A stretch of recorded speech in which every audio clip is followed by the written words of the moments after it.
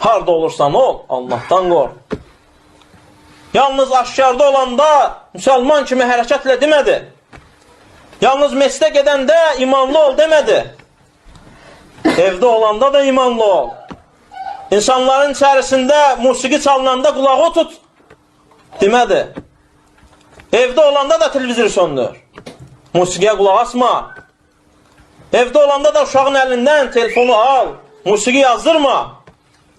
Evdə olanda da televizorda hansısa naməhrəm qadına baxma. Yalnız müsəlmanların yanında. Yalancı iman budur.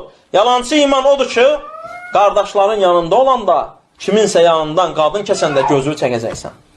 Gizlində olanda sən qadına baxacaqsan. Bu yalancı imandır. Bu iman səni aldatmasın. Sanki üstünsən deyə səni qardaşların yanında təqvalı göstərməsin. Bu şeytanın səninlə oynamağıdır. Şeytan oynayacaq səninlə. Vallahi ki, şeytan kiminlə oynasa, onun vəziyyəti ağır olacaq. Allah Subhanahu taala gizlində Allahdan qorxanları müjdələyir. İnnellezîne yaxşavne rabbahum bil-gaybi. O kəslər ki, öz Rəblərindən gizlində qorxurlar. Ləhum məğfiratun. Bağışlanmaq istəyirsən, ibadətlər edirsən, təvhidlə yaşayırsan, Allah səni bağışlayar, gizlində də Allahdan qorx.